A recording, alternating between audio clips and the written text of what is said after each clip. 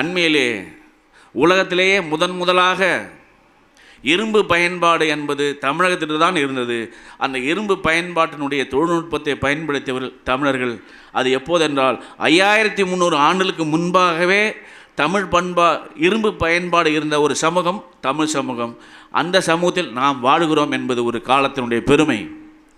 அதே போன்று உங்களுக்கு தெரியும், தூத்துக்குடி மாவட்டத்தில் கீழடியில் கிடைக்கப்பெற்ற ஆவணங்கள், அங்கே மண் பானை ஓடுகளிலே குறியீடுகள் இருக்குது. தமிழ் பிராமி எழுத்து அங்கே குறியீடு இருக்கிறது. அங்கே ஆதன் என்ற ஒரு சொல் இருக்கிறது. ஆதன் என்றால் இன்று நாம் சூரியன் என்று சொல்கிறோம், அல்லது ஆதவன் என்றால் சூரியன் என்று சொல்கிறோம். அந்த காலத்திலே 3500 ஆண்டுகளுக்கு முன்பாகவே தமிழ் சமூகம் எழுத்து வரி வடிவத்தை கொண்டிருந்த ஒரு சமூகம். அந்த சமூகத்தில் நாம் வாழ்கிறோம் என்பதை பெருமையாக கொள்ள வேண்டும். அதே போன்று சிவகலையில் அல்லது தூத்துக்குடியில் இருக்கக்கூடிய கீழடியில் ஒரு நெல்மணி கிடைத்தது. அந்த நெல்மணி எதன் மூலமாக நம்ம அறிமுகமாகிறது என்றால், நாம் விவசாயத்தில் அன்றே 3200 ஆண்டுகளுக்கு முன்பாகவே விவசாயம் செழித்த ஒரு சமூகமாக தமிழ் சமூகம் இருந்திருக்கிறது. ஆகவே அந்த சமூகத்தில் நாம் பிறந்து வந்திருக்கிறோம் என்பது நமக்கான பெருமை. அதே போன்று கீழடியில் இருக்கக்கூடிய அந்த அகழ்வாராய்ச்சியில் கிடைத்தது மிக முக்கியமான ஒரு விஷயம்.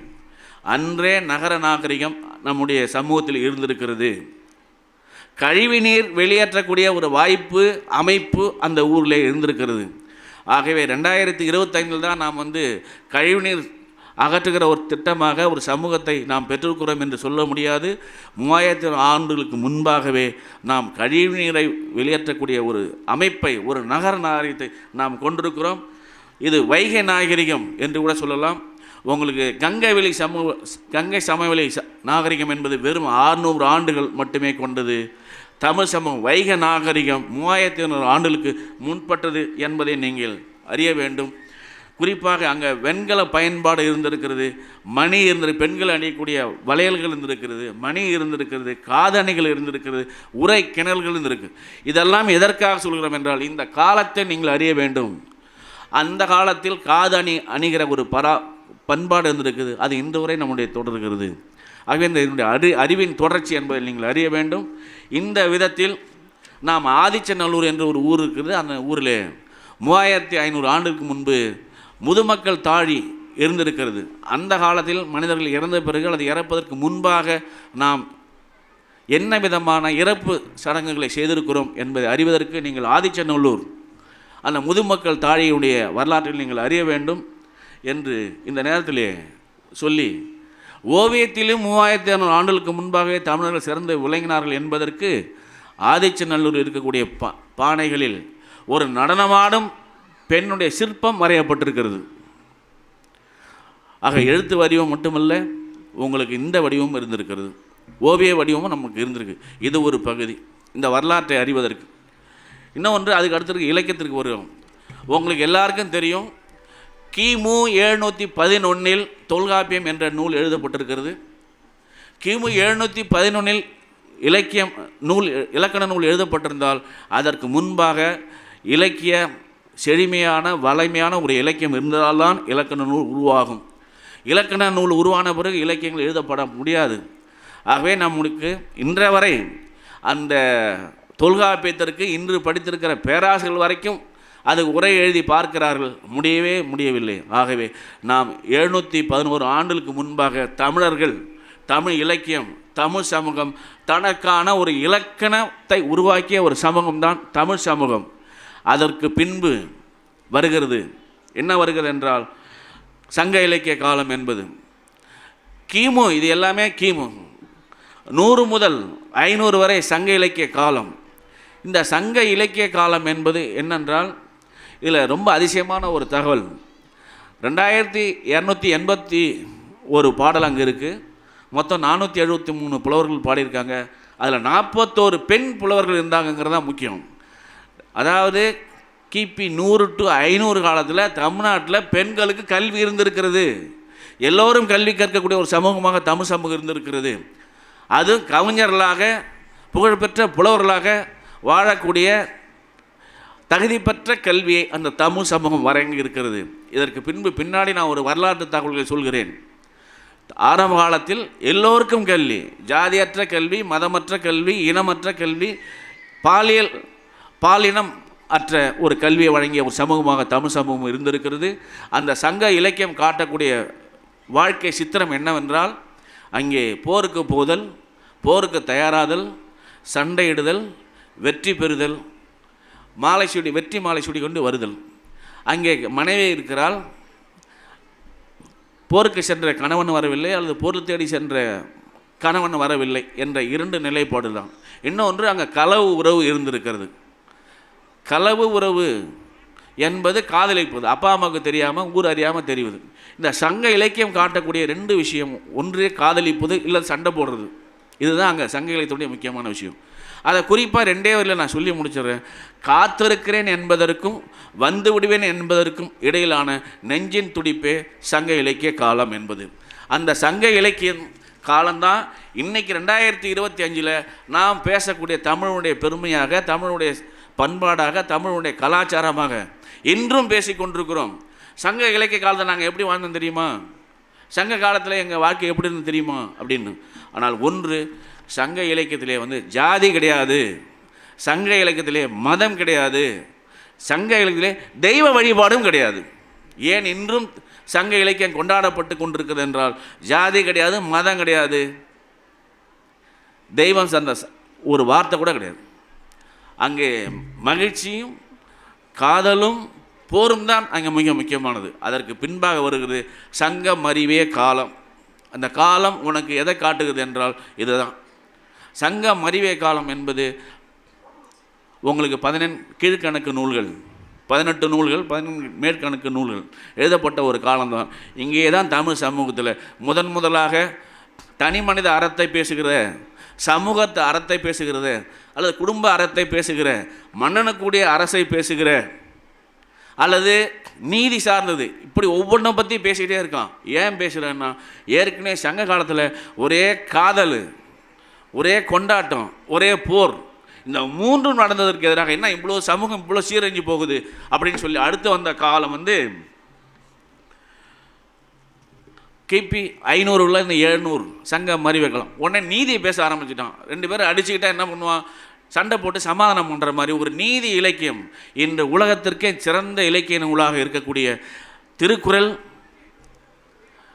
சங்கம் மறிவே காலத்தில் எழுதப்பட்டதுதான். இந்த திருக்குறளில் ஒரு அதிசயமான ஒரு வரலாறு இருக்குது. திருக்குறள் பறையர் சமூகத்தில் இருக்கக்கூடிய ஒரு வள்ளுவ பண்டாரம் என்கின்ற ஒரு பிரிவை சேர்ந்தவர் தான் வள்ளுவர். அவர் எழுதியது தான் திருக்குறள். இன்றும் ஜோசியம் சொல்லக்கூடியவர்கள் எல்லாருமே வள்ளுவ பண்டாரம் அந்த சமூக பிரிவிலே வரக்கூடியவர்கள் தான். எனக்கு ஜாதகம் எழுதினது கூட ஒரே அந்த வெண்பா கவிதையாக தான் இருப்பார் ஜாதகத்தே.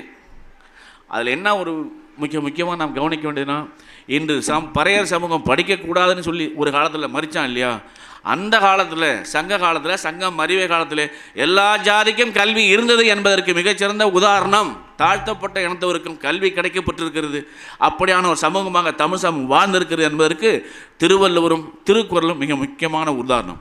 இந்த சங்க மறிவே காலத்திற்கு அடுத்ததாக நமக்கு வருவது பக்தி இலக்கிய காலம். இது 700 900. அதற்கு முன்பு போரும் காதலும் வெற்றியமாக இருந்தது. அதன் பின்பு நீதியாக இருந்தது. பக்தி இலக்கியம் வருகிறது. இங்கே தான் வரலாற்றிலே ஒரு பெரும் சூழ்ச்சி ஒன்று நடந்திருக்கிறது. இங்கே இந்த பக்தி இலக்கியத்தில் நாயன்மார்கள் 63 பேர், ஆழ்வார்கள் 12 பேர். இந்த காலத்திலையும் 4 பெண் புலவர்கள் இருந்திருக்கிறாங்க, வெறும் 4. சங்க காலத்தில் 41 பெண் புலவர்கள் இருக்கிறாங்க. அதுக்கு பின்னாடி சங்க மறிவு காலத்தில் ஒரு பெண் கூட கிடையாது. பக்தி இலக்கியத்தில் 4 பெண்கள். இந்த பக்தி இலக்கியம் என்ன பண்ணுதுன்னா, நான் ஒன்றும் இல்லை, எல்லாமே கடவுள் தான், எல்லாமே கடவுளை தவிர வேறு எதுவுமே இல்லை, நான் பிறந்ததே உன்னை பாடுறதுக்காக தான், பிறப்பறுக்க வேண்டுகிறேன், என்னை சீக்கிரம் சாவடி, நான் இனிமேல் பிறக்கவே கூடாது. இது நாயக நாயகியாக வருகிறது. சங்க இலக்கியத்தில் நாயக நாயகி கிடையாது, சங்க மறிவே காலத்தில் நாயக நாயகி கிடையாது. ஆனால் பக்தி இலக்கியத்தில் நாயக நாயகி தோற்றம் உருவாகிறது. கடவுள்களும் அந்த பெண் தெய்வங்களும் நாயக நாயகிகளாக மாறுறாங்க. ஆனால் இந்த பக்தி இலக்கியத்தில் ஒரு பெரிய ஒரு புரட்சி ஒன்று நடந்தது. பக்தி இலக்கியத்தை பாடினால் கூட சித்தர்கள்னு அதில் ஒரு பிரிவு இருந்தது. கலக குரலை உண்டாக்கக்கூடிய பிரிவு ஒன்று இருந்தது. உங்களுக்கு தெரியும், அவங்களுக்கு பேர் கூட கிடையாது. பாம்பாட்டி சித்தர், உங்களுக்கு பட்டினத்தார் தெரியும், பட்டினத்தாருடைய பாடல்கள் உங்களுக்கு ரொம்ப நல்லா தெரியும், சிவவாக்கியாருடைய பாடல்கள் உங்களுக்கு தெரியும். இப்படி நிறைய அவங்க இருக்காங்க. அவங்க தான் முதலாக தமிழ் இலக்கியத்தில் ஒரு கலக குரலை உண்டாக்குனவன். சாமி ஏதடா, சடங்கு ஏதடா அப்படின்னு பேசினவன் அவன் தான். சடங்கு மீது, சாமி மீது நம்பிக்கையற்றவர்களாக, உடல் அரசியல் அறிவியலை பேசியவர்களாக, மருத்துவத்தை பேசியவர்களாக, வான சாஸ்திரத்தை பேசியவர்களாக, புவியியலை பேசியவர்களாக இருந்தவர்கள் சித்தர்கள் தான். இந்த பக்தி இலக்கிய காலத்தில் அவர்கள் உருவாக்கிய வைத்திய முறை தான் சித்த வைத்திய முறை என்பது இன்று வரை நடைபெற்று கொண்டிருக்கிறது. இந்த பக்தி இலக்கிய காலத்தில் நாம் அறிய வேண்டியது மிக முக்கியமானது. ஒரு பக்கம் ஒரு வரலாறு ஒன்று அங்கே தொடங்குகிறது. அப்போதுதான் முதலாக தமிழ்நாட்டில் பெரும் பெரும் கோயில்கள் கட்டப்படுகிறது. இன்று நாம் தஞ்சை பெரிய கோயிலை வரலாறு என்று சொல்கிறோமே, அந்த சோழ வரலாறு என்பது அப்பொழுதுதான் பக்தி இலக்கிய கால் தான். தெருவுக்கு தெரு கோயில் கட்டப்படுகிறது. அப்படி கோயிலுக்கு கோயில் கட்டப்படும் போது என்னவென்றால், ஏற்கனவே இந்த தமிழ் சமூக மரபு எல்லாம் அழியப்பட்டு இங்கே வைதிக முறை வருகிறது. இப்போ நீங்கள் கோயில் கட்டுறீங்க, கோயில் கட்டுறவன் யாருன்னு யாருக்குமே தெரியாது, சித்தாள் எல்லாமே தெரியும். ஆனால் அங்கே தண்ணி ஊற்ற வரும்போது ஒரு ஐயர் வந்து விடுவார். கோபுரத்து கலசல் யார் தண்ணி ஊற்றுறது? அவர் கட்டுப்பாடு போயிடுது. இப்போ நீங்கள் வீடு கட்டுறீங்க, கஷ்டப்பட்டு கடன் வாங்கி வட்டி வாங்கி என்னென்னோ பண்ணி அந்த வீடு கட்டுறீங்க. அந்த வீட்டு கதவுக்கு முன்னாடி திறந்து வந்து அந்த மந்திரம் ஓதுறவர் ஒரு ஐயராக மாறுறார். ரொம்ப கஷ்டப்பட்டு கல்யாணம் கட்டுறீங்க, அப்படி கல்யாணம் கட்டும்போது அந்த தாலி எடுத்து கொடுக்குறவர் ஒரு ஐயராக மாறுறாரு. இது எப்போ தொடங்குச்சு? பக்தி இலக்கிய காலத்தில் தொடங்குச்சு. இதை விட மோசமானது, தப்பாக நிற்காதீங்க, மன்னிச்சிங்க, நீங்கள் முதல் இரவு கொண்டாடுவதற்கு நேரத்தை குறித்து கொடுக்குற ஒரு ஆளாகவும் அந்த ஐயர் தான் இருக்கார். இது தமிழ் சமூகமாக, இது அறிவு பெற்ற சமூகமாக, இது நாம் படித்தவர்களா என்கின்ற ஒரு கேள்வி எப்போது தொடங்கியது என்பதற்காக சொல்கிறேன். இப்போது வெறும் காதலும் அன்பும் போருமாக இருந்த சமூகம், நீதியை பேசிய சமூகம், பக்தி இலக்கிய காலத்தில் முழுக்க சரணாகதி அடையக்கூடிய ஒரு சமூகமாக மாறுகிறது. அந்த வீழ்ச்சி எங்கே வருகிறது என்று பின்பு பார்ப்போம். இந்த பக்தி இலக்கிய காலம்தான் நம்முடைய தமிழ் சமூகத்தினுடைய வீழ்ச்சியை தொடங்கி வைத்த காலம் என்பதை நீங்கள் பின்னாடி கொஞ்சம் விரிவாக பார்க்கணும்னு நான் விரும்புகிறேன். அதன் பின்பு காப்பிய இலக்கிய காலம் வருகிறது. காப்பிய இலக்கியம் உங்களுக்கு தெரியும், 50 காப்பியங்கள், 5 காப்பியங்கள். இதுவரைக்கும் தமிழ் இலக்கியத்தில் காப்பியத்தில் நாயகனோ நாயகியோ கிடையாது. எல்லா பாடல்களுமே தனித்தனி பாடல்கள் தான். 4 வரி பாடல்கள், 8 வரி பாடல்கள், 12 வரி பாடல்களாக பாடப்பட்டது. முதலாக மிக பெரும் இலக்கிய மாற்றமாக காப்பிய இலக்கியம் கிடைக்கிறது. இந்த காப்பிய இலக்கியம் உங்களுக்கு எல்லாமே தெரியும். அந்த கதைக்குள்ளே நான் போக விரும்பலை. தமிழ் இலக்கிய மரபை அப்படியே கம்ப்ளீட்டாக மாற்றுச்சு, வடிவத்தை மாற்றுச்சு, உருவத்தை மாற்றுச்சு. ஆக ஒரு தனி மனிதனை போற்றுவது அல்லது அவனுடைய வீரத்தை போற்றுவது, அவனுடைய சாகசத்தை போற்றுவது என்ற நிலையில்தான் நம்முடைய காப்பியங்கள் இருந்தது. இந்த காப்பிய இலக்கியம் என்பது முழுக்க நாயக நாயகிகளை உருவாக்கியது. இன்று 2025 அல்லது 2019 நாவல் இலக்கியம் என்று ஒன்று தமிழில் உருவாவதற்கு காரணமாக இருந்தது காப்பிய இலக்கியம்தான். நிறைய அறிவாளிகள் இலக்கியவாதிகள்லாம் சொல்லுவான், பிரிட்டிஷ் இங்கிலீஷ் வந்த பிறகு, பிரிட்டிஷ்காரன் வந்த பிறகு தான் நமக்கு நாவல் இலக்கிய வடிவம் வந்துச்சு அப்படின்னு சொல்லுவாங்க. அது உண்மை இல்லை. நமக்கு ஏற்கனவே காப்பிய இலக்கிய காலத்தில் 1200 நாவலுக்கான அல்லது தொடர் கதைக்கான ஒரு வடிவம்தான் காப்பிய இலக்கியம். அந்த காப்பிய இலக்கியத்தில் எழுதுகிற காலம் பௌத்த மதம் தமிழ் சமூகத்திலே மேலோங்கி இருந்த காலம், பௌத்த சிந்தனைகள் தமிழ் சமூகத்திலே மேலோங்கி இருந்த காலம். பின்பு அது வரலாற்று எவ்வாறாக வீழ்த்தப்படுகிறது என்பது நம்முடைய காப்பியங்கள் அனைத்துமே மதத்தோடு தொடர்புடையவை தான். ஒரு விதத்தில் அது நீதியோடு தொடர்புடையவை தான்.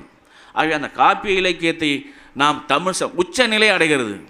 அதற்கு பின்பு தமிழ் இலக்கியம் ஒருபோதும் அதனுடைய உச்சநிலை அடையவே இல்லை. அது இலக்கண ரீதியாக இருக்கலாம், மொழி ரீதியாக இருக்கலாம், வடிவ ரீதியாக இருக்கலாம், வாழ்க்கை ரீதியாக இருக்கலாம். நம்முடைய மரபில் மிக பெரும் மாற்றத்தை ஏற்படுத்தியது நம்முடைய காப்பிய இலக்கியங்கள் தான். அந்த காப்பிய இலக்கிய காலத்துக்கு பின்பு தமிழ் இலக்கியங்கள் சரிவை நோக்கி நடக்கிறது. ஒரு தமிழ் மொழிய உச்ச நிலை அடைந்த பிறகு அதற்கு பின்பு 300 ஆண்டுகள் உரைநடை இலக்கியங்கள் ஆகுது. 1200 1500 ஆண்டுகள் வரைக்கும் வெறும் உரைநடை தான். உரைநடை கூட கிடையாது, உரை. திருக்குறளுக்கு அப்போது தான் உரை எழுதுகிறாங்க, தொல்காப்பியத்துக்கு அப்போ தான் உரை எழுதுகிறாங்க. இப்படி பல நூல்களுக்கு அவங்க உரை எழுதிய 300 ஆண்டுகளாக போகிறாங்க. இந்த 300 ஆண்டுகளிலும் பெண்கள் கிடையாது. காப்பிய இலக்கிய காலத்திலும் பெண்கள் கிடையாது, சங்க மறிவே காலத்திலும் பெண்கள் கிடையாது. அதன் பின்பு 1200 1500 உரை காலம் முடிந்த பிறகு சிற்றிலக்கிய காலங்கள், தல புராணங்கள் காலங்கள் வருகிறது. சிற்று இலக்கியங்களே 94 வகை இருக்குது. அதெல்லாம் சொன்னால் நீங்கள் கேட்க மாட்டீங்க. அதனால் சிற்றிலக்கிய காலம் வருகிறது, தல புராணங்கள் வருது. தல புராணங்கள் 1400 தல புராணங்கள் இருக்கான். உதாரணமாக இப்போ விருத்தாச்சலம் இருக்குன்னு வச்சுங்க. விருத்தாச்சலத்தில் இருக்கக்கூடிய பழமலைநாதர் கோயில் விருத்தகிரீஸ்வரர் கோயிலாக மாற்றம் பெறுகிறது. அந்த விருத்தகிரீஸ்வரர் கோயில் அப்படியே தல புராணம் இருக்குது. மதுரை மீனாட்சி அம்மனுடைய கோயில் வந்து தல புராணங்கள் இருக்குது. இப்படி தல புராணங்கள் கதையாக மாறுது. அதாவது ஒரு காப்பிய இலக்கியம் எழுதின பிறகு அதன் பின்பு நாம் சோறு விட்டுருக்கிறோம் என்பது தான் மிக முக்கியமானது. இதே 1500 1700 காலத்தில் முடிந்த பிறகு நம்முடைய வள்ளலார் அவர்கள் வருகிறார்கள். வள்ளலாருடைய திருவருட்பா உங்களுக்கு தெரியும். நீங்கள் பள்ளிக்கூடத்தில் ஏதாவது ஒரு பாட்டு 2 பாட்டு படிச்சிருப்பீங்க. இப்படி காலம் ஒவ்வொரு கதையும் எழுதிட்டே போகுது. அதன் பின்பு சங்க காலத்துக்கு பின்பு 17ஆம் 18ஆம் நூற்றாண்டில் செங்கோட்டை ஆவுடை அக்கால் என்று ஒரு பெண் வருகிறார்கள். பெண் அவர் தான் கும்மி பாட்டுகளை எழுதி முதலாக பெண்களை படிக்க வைக்க வேண்டும் என்று ஒரு நோக்கத்தை குறிக்கிறார். இதன் முன்பு கிமு 100 ஆரம்பித்த தமிழ் இலக்கிய மரபில் முதலாக ஆவுடை அக்கால் என்ற பெயர் வருவதற்கு இவ்வளவு காலம் என்பது முக்கியமல்ல. அவர் ஒரு பிராமண சமூகத்தை சேர்ந்தவர் என்ற ஒரு அடையாளமும் வருகிறது. நீங்கள் கூகுளிலே போய் செங்கோட்டை ஆவுடை அக்கால் என்பதை நீங்கள் பார்க்க வேண்டும். அதன் பின்பு 19ஆம் நூற்றாண்டு வருகிறது. 19ஆம் நூற்றாண்டில் மிக முக்கியமான 4 விஷயங்கள் நடக்குது. ஒன்று வந்து சுதந்திர போராட்டம் நடக்குது, திராவிட இயக்கம் இங்கே உருவாகுது, மார்க்சிய இயக்கங்கள் இங்கே உருவாகுது, நவீன எழுத்தாளர் இங்கிலீஷ் படிச்சுட்டு வந்த மேல்தட்டு சமூக பிரிவினர் 4 விதமான நாவல்களை உருவாக்குகிறார்கள். முதலாக எளிய மக்களுடைய கதையில் எழுதக்கூடிய ஒரு சமூகமாக தமிழ் சமூகம் மாறுகிறது. முன்பு காதலை கொண்டாடியது, அதன் பின்பு நீதியை பேசியது, காப்பியத்தை பேசியது, கடவுளை பேசியது. ஆனால் இந்த எந்த இலக்கியத்திலும் சங்க இலக்கியத்தை தவிர்த்து மீறி வந்த அத்தனை நூற்றாண்டு இலக்கியத்திலும் 19ஆம் நூற்றாண்டு தான் சராசரி மனிதர்களை பேசிய இலக்கியமாக இருக்கிறது. நம்ம ஊரில் இருக்கக்கூடிய மனிதர்களுடைய கதையாக இருக்கிறது, நாம் பேசக்கூடிய மொழியாக இருக்கிறது. இதற்கு முன்பு எழுதப்பட்ட எல்லா இலக்கியங்களுமே ஒரு குறிப்பிட்ட பேர் படிக்கக்கூடிய இலக்கியம்தான். நீங்கள் சங்க இருக்கலாம், சங்க மறிவே கால இலக்கியமாக இருக்கலாம், பக்தி இலக்கியமாக இருக்கலாம், காப்பி, இது எல்லாமே மனப்பாடம் செய்து வந்தது. அதன் பின்பு ஓலைச்சுவடிகளில் வந்தது. அதன் பின்பு பக்தி இலக்கிய காலத்தில் இலக்கியம் அனைத்துமே கோயிலோடு போய்விட்டது, கோயில் சார்ந்ததாக மாறிவிட்டது. இலக்கியம் என்பது மனிதர்களுக்கானது அல்ல என்ற நிலை மாறி கோயில் சம்பந்தப்பட்டதாக மாறிவிட்டது. இன்றும் நீங்கள் பார்க்கலாம், தேவாரம் திருவாசகம் எங்கே ஓதுறாங்க? சராசரி நம்ம எங்கேயாவது தேவாரம் திருவாசகம் படிச்சிருக்கோமான்னா பள்ளிக்கூடத்தில் படிச்சிருப்போம் அல்லது காலேஜில் படிச்சிருப்போம். இலக்கியம் என்பது, மொழி என்பது, பண்பாடு என்பது, நாகரிகம் என்பது, அறிவு என்பது மதத்தோடு தொடர்புடையதாக, கோயிலோடு தொடர்புடையதாக, பூசாரிகளோடு தொடர்புடையதாக மாறியது. அதன் பின்பு மிகப்பெரிய ஒரு சூழ்ச்சி இருக்கிறது. 1921 உங்களுக்கு தெரிந்திரும், மூவலூர் ராமாமிர்த அம்மையார் என்பவர். மூவலூர் ராமாமிர்த அம்மையார் தான் தமிழ்நாட்டில் முதலாக ஒரு பெண் நாவல் எழுதுகிறார். அதன் பின்பு வைமு கோதனாகி அம்மாள் மாதத்துக்கு ஒரு நாவல் எழுதக்கூடியவங்க. மொத்தம் வந்து அவங்க 115 நாவல் எழுதியிருக்காங்க. ஏன் பெண்களை பற்றி பேசுகிறேன் அப்படின்னு கேட்டால், அவங்க தான் வந்து சங்க இலக்கியத்துக்கு பின்பு தமிழ் இலக்கியத்தில் அவங்க இடமே பெறல. இதற்கு யார் காரணம்? சமூகம் காரணமா? மன்னர்கள் காரணமா? மன்னர்கள் காரணம்னா மன்னர்கள் யாருடைய கட்டுப்பாட்டில் இருந்தாங்கிறது கேள்வி. நீங்கள் இப்படி பண்ணாதீங்க அப்படின்னு சொன்னது யார்? இப்போ தஞ்சாவூரில் கும்பகோணத்தில், தம்பி அந்த பக்கம் போங்க, தஞ்சாவூரில் கும்பகோணத்தில் தெருவுக்கு தெருவு ஏன் கோயில்கள் இருக்குது? இந்த அறிவு சமூகம் சங்க காலத்தில் அறிவு சமூகமாக, காதல் சமூகமாக 5300 ஆண்டுகளுக்கு முன்பே அறிவியலை பயன்படுத்தி இரும்பை பயன்படுத்தக்கூடிய சமூகமாக இருந்த தமிழ் சமூகம் பக்தி இலக்கிய காலத்தில் எப்படி வீழ்ச்சி உற்றது? அந்த வீழ்ச்சியை நாம் இன்றும் சரி செய்ய முடியாமல் தவித்து கொண்டு தான் இருக்கிறோம். இதுதான் உண்மை. உங்களுடைய பண்பாடு அழிக்கப்பட்டது, உங்களுடைய கலாச்சாரம் அழிக்கப்பட்டது, உங்களுடைய அறிவு அழிக்கப்பட்டது, உங்களுடைய இலக்கியம் அழிக்கப்பட்டது, உங்களுடைய மொழி அழிக்கப்பட்டது. நீங்கள் 1910, 20 கல்யாண பத்திரிகை பாருங்கள், உங்களுடைய வீடு குடி போகிறதுக்கான பத்திரிகை எடுத்து பாருங்கள். அந்த முன்னாடி இந்த ஸ்ரீமான்கிற பேர் இருந்தது. இப்படி ஒவ்வொன்றா சொல்லிகிட்டே போக முடியும். இது இந்த காலம். ஏன் இந்த காலம் மிக முக்கியம்னா, இந்த காலம் இலக்கியம் எப்போது உங்களுக்கு புதுசாக மாறுச்சின்னு ஒரு கேள்வி இருக்குது. எல்லாரும் 4 பேர் படிக்கக்கூடிய இலக்கியமாக இருந்தது, ஒரு மடத்தில் படிக்கக்கூடிய இலக்கியமாக இருந்தது, கோயிலில் மட்டுமே படிக்கக்கூடிய இலக்கியமாக இருந்தது. எப்படி எல்லாருக்குமான படிப்பா, எல்லாருக்குமான கல்வியா, எல்லாருக்குமான இலக்கியமாக மாறுனுச்சு அப்படின்னு சொன்னால், அதை கொண்டு வந்தவன் போர்த்துகீஸ்காரன் தான். கேரளாவில் கொல்லத்தில் 1571 தம்பிரான் வணக்கம்னு ஒரு நூல் வெளியிடுறான். இந்தியாவிலே முதல் அச்சு நூல் 1571 கொல்லத்தில், கேரளா கொல்லத்தில் தம்பிரான் வணக்கங்கிற ஒரு நூலை கொண்டு வந்தான். முதல் நூல். அந்த நூல் அச்சடிக்கப்பட்ட மொழி தமிழ் மொழி. அந்த மொழி நூல் வந்த பிறகு தான் சீகன் பால்க உங்களுக்கு தெரியும், தரங்கம்பாடியில் அவர் தான் தமிழ்நாட்டில் முதல்ல அச்சகத்தை கொண்டு வர்றார். இந்த அச்சகம்தான் ஒரே நேரத்தில் ஓலைச்சுவடி எடுக்க வேண்டிய அந்த அறிவியலை புறந்தள்ளி ஒரே நேரத்தில் ஆயிரக்கணக்கான புத்தகங்களை படிப்பதற்கு, அச்சிடுவதற்கு, அச்சிட்டு அனைவருக்குமான ஒரு கல்வியை மாற்றியது அச்சு இயந்திரம் தான். உங்களுடைய ஜாதி கிடையாது, உங்களுடைய மதம் கிடையாது, உங்களுடைய கோயில் கிடையாது, அச்சு இயந்திரம் கொண்டு வந்தது. ஏன்னா இப்போ பக்தி இலக்கியம் படிக்கணும்னா யாராவது ஒருத்தன் படிப்பான், படித்தவன் சொல்லுவான், அதை 100 பேர் உட்காந்து கேட்கணும். இப்போ ராமாயணம் மகாபாரதம் இருக்கு இல்லையா, யாராவது ஒரு ராமாயண பூசாரி சொல்லிகிட்டு இருப்பார், 100 பேர் உட்காந்து கேட்டுட்டு இருப்பான். இப்போ ஒரு கதை புக்கு படிக்கிறீங்க இல்லையா, நீங்கள் தனியாக படிச்சுக்கலாம், அந்த கதை உங்களோடு உறவாடும், நீங்கள் அந்த கதாபாத்திரோடு உறவாட முடியும். இந்த நிலையை ஏற்படுத்தியதே அது அறிவியல். உங்களுடைய மதம் அல்ல, உங்களுடைய ஜாதி அல்ல, நீங்கள் உங்களுடைய கோயில்கள் அல்ல, அறிவியல். இந்த அறிவியல் தான் கல்வியை நமக்கு கொண்டு வந்தது, அச்சு ஊடகத்தின் மூலமாக நமக்கு கொண்டு வந்தது. எல்லோரும் இப்போ பேப்பர் படிக்கிறீங்க இல்லையா, பழைய காலத்தில் யார் படித்தா? சில பேர் படிப்பான். இன்றைக்கி பேப்பர் எல்லாரும் வாங்கு அப்படிங்கிற ஒரு நிலை வந்திருக்கு. இன்றைக்கு இந்த அரசாங்கமும் அந்த நிலையை ஏற்படுத்தியிருக்கிறது. உங்களுக்கு தெரியும், அச்சுக்கு வருவதற்கு முன்பாக எல்லாமே மனப்பாடம் செய்யப்பட்டதாம், வாய்மொழிய கதையாக சொல்லப்பட்டதாம். ராமாயணமும் மகாபாரதமும் எல்லாமே அச்சுக்கு வருவதற்கு முன்பு வாய்மொழி கதைகளாகத்தான் சொல்லப்பட்டது. அப்படி வாய்மொழிகளாக சொல்லப்பட்ட கதைகள் அச்சு இயந்திரம் வரும்போது வாய்மொழி கதைகளாக பேசப்பட்ட கதைகள் தான் உங்களுக்கு தெரியும். நல்லத்தாங்கால் கதை, அது யார் சொல்லியும் உருவாகலை, அது 400-500 ஆண்டுகளாக நம்முடைய மனதிலே இடம்பெற்றிருக்கிறது. நல்லத்தாங்கால் கதை மட்டுமல்ல, பொன்னர் சங்கர் கதை. கோயம்புத்தூர் பகுதியிலே போனீர்கள் என்றால் உங்களுக்கு தெரியும் பொன்னர் சங்கனுடைய கதை என்னென்று. மதுரை பக்கம் போனால் தெரியும் மதுரை வீரன் கதை என்னவென்று. ஆகவே இந்த கதைகளில் நமக்கு காட்டுவது நாம் என்ன செய்கிறோம் என்று. நீங்கள் நினைக்கிறீங்க காலம் செத்து விட்டது, காலம் மாறிவிட்டது, அந்த காலம் மாறி இல்லை அப்படின்னு சொல்கிறீங்க. காலம் உயிரோடு தான் வாழ்ந்து கொண்டிருக்கிறது, மனிதர்கள் மட்டும்தான் செத்து கொண்டிருக்கிறார்கள் என்பதை நீங்கள் அறிய வேண்டும். இன்னும் 100 ஆண்டுகள் கழித்து நாம் இருக்க மாட்டோம். இந்த 19ஆம் நூற்றாண்டில் 20ஆம் நூற்றாண்டில் எழுதப்பட்ட இலக்கியங்கள் உயிரோடு தான் இருக்கும். அதற்கு இலக்கியம் அல்லது வாழ்க்கை தேர்ந்தெடுத்த வடிவம், எல்லா காலத்து வாழ்க்கையும் உயிரோடு தான் இருக்கிறது, மனிதர்கள் மட்டும்தான் செத்து கொண்டிருக்கிறார்கள். சங்க இலக்கியத்தில் எழுதப்பட்ட காலம் இன்று உயிரோடு இருக்கிறது. இப்போது நான் சங்க இலக்கிய பாடல்களை சொல்லும்போது அந்த காலம் உயிர் பெற்று வருகிறது. சங்கம் மறிவே கால நீதி நூல்களை நான் பேசும்போது அந்த சங்கம் மறிவே காலம் இப்போது உயிர் பெற்று வருகிறது.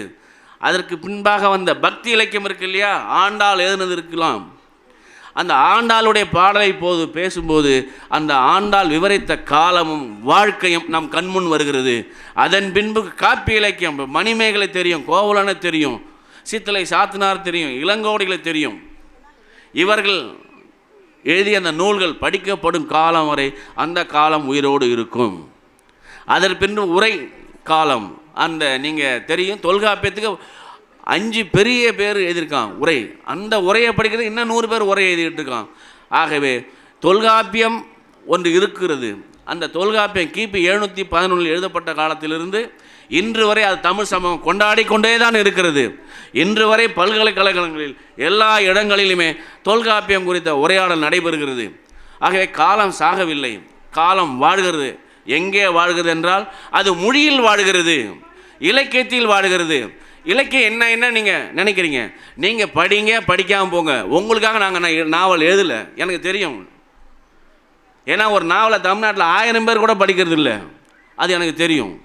ஆனால் நாங்கள் எழுதி கொண்டே இருக்கிறோம். என்ன காரணம்? அன்பாக இரு, அன்பாக இருக்க பழகு என்று எல்லா இலக்கியங்களும் சொல்லிக்கொண்டே இருக்கிறது. மனித இனம் மட்டும் நான் ஒருபோதும் அன்பை கற்றுக்கொள்ளவே மாட்டேன் என்று இன்று வரை அடம்பிடித்து கொண்டிருக்கிறது. ஆக இலக்கியம் சொல்வது அன்பை மட்டுமே பேசுகிறது. ஆக காலம் எதை சொல்கிறது என்றால், நீங்கள் சொல்கிறீங்க இது நம்முடைய தமிழ் இலக்கியம் அல்லது தமிழ் சமூகம் எவ்வளோ அறிவான சமூகம் என்பதற்கு ஒரு உதாரணத்தை சொல்லி நான் முடிக்க விரும்புகிறேன். நாம் ஒரு 2500 ஆண்டுகால அல்லது 3000 ஆண்டுகால வரலாற்றில் எதன் வழியாக நம்ம பகுத்து பார்க்கிறோம் என்றால், இலக்கியத்துடைய போக்குகளாக பிரித்து அல்லது பகுத்து பார்க்கிறோம். ஒரு காதலும் போரும் நடந்த காலம் அது சங்க காலம், நீதியை பற்றி பேசிய காலம் அது சங்க மறிவே காலம், பக்தி ஓங்கி இருந்த காலம் அது பக்தி காலம். இலக்கியம் தான் எழுதுச்சு பக்தி இந்த காலத்தில் இருந்துச்சுன்னு. நீங்களா எழுதுனீங்க? காப்பியம் எழுதணும், அதனால் காப்பிய காலம்னு சொன்னோம். உரை எதனா, அதனால் உரை காலம். சிற்று இலக்கியம் எதனா, அதனால் சிற்றிலக்கிய காலம். இன்று உரைநடை இலக்கியம் எழுதுகிறோம், ஆக இது உரைநடை காலம், உரைநடை இலக்கிய காலம். ஒன்று, இந்த உரைநடை இலக்கிய காலத்தில் நிகழ்ந்த மிக முக்கியமான ஒரு மாற்றத்தை நான் சொல்லிக்கொள்ள விரும்புகிறேன். 3 விதமான எழுத்துப்போக்கள் இருந்தது. ஒன்று மரபார்ந்த எழுத்து, திராவிட இயக்க எழுத்தாளர்கள் எழுதியது. அதன் பின்பு நவீன எழுத்தாளர்கள் எழுதியது. இந்த திராவிட இயக்க எழுத்தாளர்கள் மிக முக்கியமானவர்கள் 3 பேர். இன்று 1970 திராவிட இயக்கம் கிட்டத்தட்ட முடிவுக்கு வந்துருச்சு. அந்த திராவிட இயக்க எழுத்தாளர்களில் நாவலிஸ்டாக இருக்கிற ஒரே ஒரு எழுத்தாளர் நான் மட்டும்தான் இன்றைய தேதியில். கவிதை எழுதலாம், கதை எழுதலாம், ஆனால் நாவலிஸ்டாக இன்றைக்கி யாருமே இல்லை. பெரியார் எழுதினார், அண்ணா எழுதினார், கலைஞர் எழுதினார். ஆனால் உலகத்தில் ஒரு அதிசயம் இந்த 3 பேர் செஞ்சது. எல்லாரும் எழுதுவான், எல்லாரும் படிப்பான், அது ஒரு நாளும் சட்டமாக மாறியதே கிடையாது.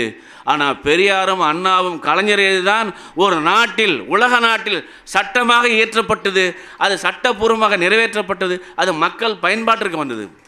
இப்போ நீங்கள் ஷேக்ஸ்பியர் படிச்சிருக்கலாம், டால்ஸ்டாய் படிச்சிருக்கலாம், அந்தோன் செகாவை படிச்சிருக்கலாம், வள்ளுவரை படிச்சிருக்கலாம், யாரை வேணாலும் படிக்கலாம். ஆனால் சட்டம் என்று ஒன்று கொண்டு வந்தது இந்த 3 பேருடைய எழுத்து தான். இவர்கள் ஒரு விதமான எழுத்தை எழுதினார்கள். இவர்கள் தான் தமிழில் எழுத்து சீர்திருத்தத்தை கொண்டு வந்தார்கள். எளிய மனிதனுடைய கதையை கொண்டு வந்தாங்க. மூக்க, பெரிய, கருப்பன், மூக்காயி, செவுப்பாயி, குள்ளச்சி, கருப்பாயிங்கிற பேரில் தான் மாற்றி உங்களுக்கு தமிழ்ச்செல்வன், தமிழ்ச்செல்வி, செந்தாமரை, கண்ணகி அப்படின்னு பேர் வச்சது யார்? உங்களுக்கு பேர் வைக்கிறதுக்கே திராவிட இயக்கம் தான் தேவைப்பட்டது, நீதி கட்சி தான் தேவைப்பட்டது. 1917 இடஒதுக்கீடு கொடுத்த ஒரு கட்சி, ஒரு பார்ட்டின்னா அது நீதி கட்சி தான். அம்பேத்கரே பின்னாடி தான் வர்றார். அதை இந்தியா முழுக்க விரிவுபடுத்தினார் அம்பேத்கர் அவர்கள். ஆகவே இந்த தமிழ் சமூகத்தில் இலக்கியத்தின் வழியாக பங்களிப்பு செய்வது என்பது, இந்த இலக்கியம் ஒருபோதும் சாகாது. ஏன் சாகாது என்றால், இந்த தமிழ் மொழி இருக்கும் வரை தமிழில் எழுதப்பட்ட இலக்கியங்கள் உயிரோடு தான் இருக்கும். இந்த தமிழ் இலக்கியங்கள் படிக்கப்படும் வரை இந்த தமிழ் சமூகம் எப்படி தன்னை தகவமைத்து கொண்டு வாழ்ந்தது என்பதற்கான வரலாற்றை நீங்கள் எங்கே தேட முடியும் என்றால் இலக்கியத்தில் தான் தேட முடியும். நம்முடைய காலமே, நம்முடைய வாழ்க்கை முறையே இலக்கியத்தினுடைய வகைப்பாடாக தான் பிரிந்திருக்கிறது என்பதை நீங்கள் உணர வேண்டும். இந்த வகைப்பாட்டை இன்றாவது நீங்கள் போய் பாருங்கள். சங்க காலம் நமக்கு எழுத்துரு கொடுத்த காலம். நீங்கள் 3500 ஆண்டுகளுக்கு முன்பு அறிவியலை 5300 ஆண்டுகளுக்கு முன்பு இரும்பை பயன்படுத்திய சமூகம் நீங்கள். எழுத்து வடிவத்தை முதல்ல கண்டுபிடிச்ச சமூகம் நீங்கள். நகர நாகரிகத்துக்கு கற்றுக் கொடுத்த சமூகம் நீங்கள். கிமு 711 இலக்கணத்தை உண்டாக்கின சமூகம் நீங்கள். 1200 ஆண்டுகளாக ஏதோ ஒரு தீய சக்தி மாறி வந்து இந்த தமிழ் சமூகத்தை சீரழித்த சக்திகள் அனைத்தும் இந்த நூற்றாண்டில் படிப்படியாக வெளியேற்றப்படும். மீண்டும் இந்த தமிழ் சமூகம் அறிவார்ந்த சமூகமாக, பண்பாடு மிக்க சமூகமாக, கலாச்சாரம் மிக்க சமூகமாக வாழும் வளரும். நீங்கள் உங்களை அறிய வேண்டுமென்றால், உங்கள் சமூகத்தினுடைய வரலாற்றை அறிய வேண்டுமென்றால், நீங்கள் இலக்கியத்தினுடைய காலத்தை அறிய வேண்டும். காலம் ஒருபோதும் சாவதே இல்லை. காலம் சாகிறது என்றால் அது மொழி சித்ததாக அர்த்தம். கடைசியாக ஒரு வார்த்தை, அண்மையிலே முதலமைச்சர் அவர்கள் ஒரு வரி சொன்னார்கள், நான் 2000 ஆண்டுகளுக்கு முன்பு இருந்த நிலைக்கு இந்த தமிழ்நாட்டை இழுத்துச் செல்ல மாட்டேன். என்று ஒரு வரி சொன்னார். இப்போது மும்மொழி கொள்கைக்கு வரும்போது இந்த கல்விக்கு பணம் ஒதுக்க மாட்டேன்னு சொன்னப்போ அவர் சொன்னார், நீ பணம் தரலான்னு பரவாயில்ல, நான் எந்த விதத்திலும் பணம் சம்பாரிச்சு என்னுடைய குழந்தைகளுக்கு கல்வியை தருவேன். மீண்டும் 2000 ஆண்டுகளுக்கு முன்பாக நான் அந்த சமூகத்தை இழுத்து செல்ல மாட்டேன். அது முத்துவேல் கருணாநிதி ஸ்டாலின் இருக்கிற வரை நடக்காது என்று சொன்னால், அதே போன்றுதான் இந்த தமிழ் இலக்கியங்கள் இருக்கிற வரை, தமிழ் எழுத்தாளர் இருக்கிற வரை இந்த தமிழ் மொழியும் இலக்கணமும் சாவாது, தமிழ் சமூகத்துடைய வாழ்வும் சாவாது. நன்றி, வணக்கம்.